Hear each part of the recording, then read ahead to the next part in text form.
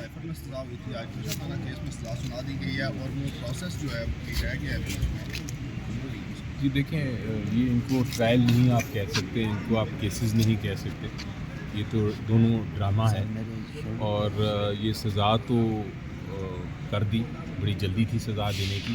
ابھی تک آرڈر نہیں آئے دونوں کیسوں میں، نہ پہلا کیس نہ یہ توشہ خانہ والا کیس. آج بلکہ ہم صبح ہم نے اپلیکیشن دی تھی، کل ہی دی تھی ہائی کورٹ میں، جس میں یہ ریکویسٹ کی تھی کہ چونکہ ہمارا کراس ایگزامینیشن جرا کرنے کا حق جو ہے وہ ختم کر دیا ہے توشہ خانہ صاحب کے جو جج صاحب تھے جو کیس کی سماعت کر رہے تھے، نیب کورٹ کے جج صاحب، انہوں نے چونکہ وہ ختم کر دی تھی تو ہم نے ایک اپلیکیشن دی تھی کہ وہ ان کا یہ جو آرڈر ہے اس کو ختم کیا جائے اور ہمیں جرا کرنے کی اجازت دی جائے.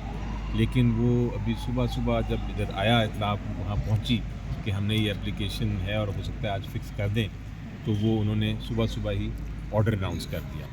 اب وہ آرڈر ایسا ہے جس کے اندر انہوں نے یہ پہلے جو جتنے وکیل تھے عمران خان صاحب کے اور بشرا بی بی کے، ان کو اجازت نہیں دی کہ وہ کسی طرح سے بھی جرا کر سکیں.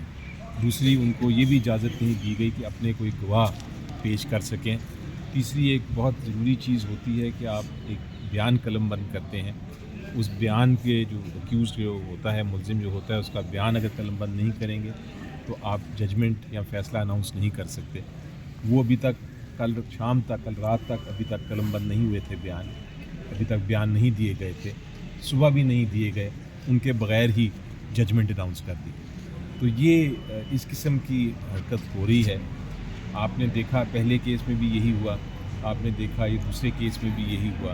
تو ہم انشاءاللہ تیار ہیں، ایکسپیکٹڈ تھا کہ یہ ہوگا.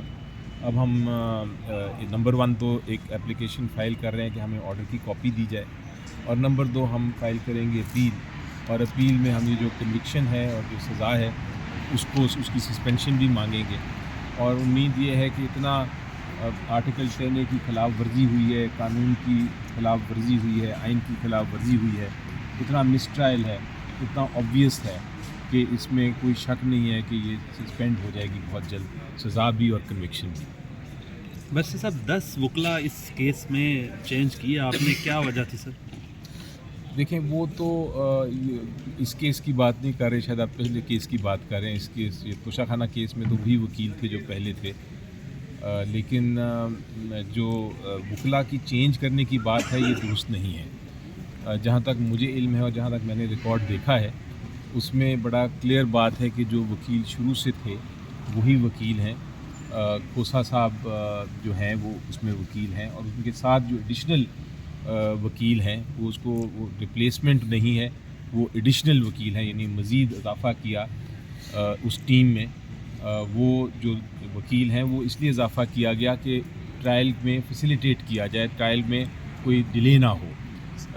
وکیل انکریز کرنے کا مقصد یہ ہوتا ہے کہ اگر ایک نہیں تو دوسرا نہیں تو تیسرا بھی جرا کر سکے، یہ مقصد تھا. وہ الٹا اس کو استعمال کرنے کی کوشش کی جا رہی ہے جیسے ہم کوئی ڈیلے کر رہے ہیں. یہ اس کے توشہ خانہ کیس کی آپ بات سنیں، آپ دیکھیں گے شروع کب ہوا تھا، 9 جنوری کو. آج کیا دن ہے؟ آج 29 جنوری، یعنی صرف 27-28 دن میں ٹرائل کنکلوڈ ہو گیا ہے. پاکستان میں کتنے ٹرائل ہیں جو 28 دن میں کنکلوڈ ہوئے ہیں؟ ڈیلے تو ٹرائل تو آپ 5-6 سال چلتے ہیں، وہ ہوتا ہے ڈیلے.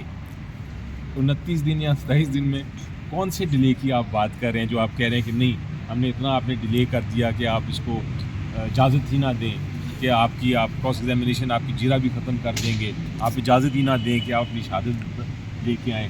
آپ کو یہ اجازت نہیں کہ آپ کا وکیل ایک دن بیمار ہو جائے تو آپ کہتے ہیں کہ اس کو اگلے دن اجازت نہیں ہے کہ وہ پیش بھی ہو سکے.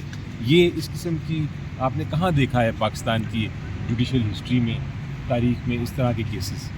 برسر صاحب بشرا بی بی از خود گرفتاری دینے اڈیالہ چلی گئی ہے؟ جی بالکل، تاکہ ایک باعزت طریقے سے یہ معاملہ نپٹایا جائے، اور انشاءاللہ بڑی جلد وہ باہر آ جائیں گے.